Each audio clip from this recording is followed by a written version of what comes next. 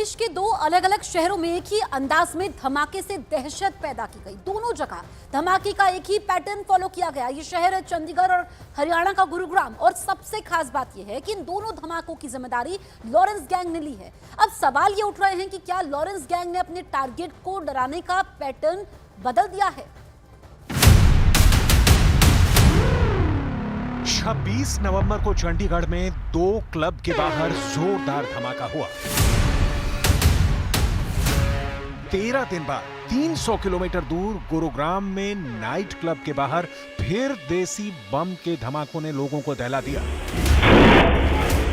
दो अलग अलग शहरों में हुए धमाके के तार 12,500 किलोमीटर दूर अमेरिका से जुड़े और इन दोनों धमाकों के पीछे जिसका नाम आया है वो है रणदीप मलिक। रणदीप मलिक मूल रूप से हरियाणा के जींद का रहने वाला है और पिछले 9 साल से अमेरिका में रह रहा है।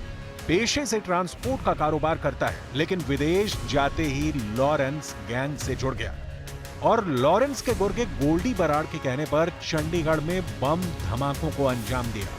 रणदीप मलिक ने ही बाबा सिद्दीकी नादिर शाह हत्याकांड में शूटरों को हथियार मुहैया कराने में मदद की थी।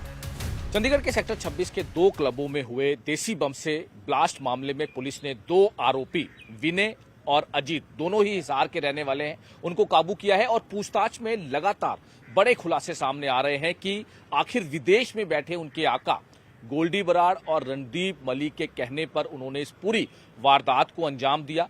और अभी तक जो पूछताछ सामने आई है उसमें यह भी सामने आया है कि विनय ने ही अजीत को राजी किया था ये काम करने के लिए। उसके लिए उन्हें पैसे भी दिए गए थे, कई चीजें मुहैया करवाई गई थी।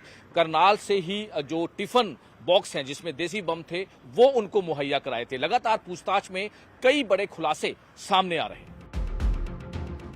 इसके लिए विदेश में बैठे रणदीप मलिक ने विनय के अकाउंट में करीब 70,000 रुपए डाले थे। इन धमाकों में देसी बमों का इस्तेमाल हुआ जिन्हें यूपी के किसी जिले में तैयार किया गया था। अब दावा किया जा रहा है कि लॉरेंस गैंग ने कारोबारियों को डराने और पैसों की उगाही के लिए अपना पैटर्न बदल दिया है। एक तरफ बाबा सिद्दीकी की हत्या के लिए जहां शूटर का इस्तेमाल किया गया, तो अब लॉरेंस गैंग कारोबारियों के दिल में दहशत पैदा करने के लिए फायरिंग की जगह धमाके कर रहा है। चंडीगढ़ और गुरुग्राम में हुए धमाकों का पैटर्न बिल्कुल एक जैसा है।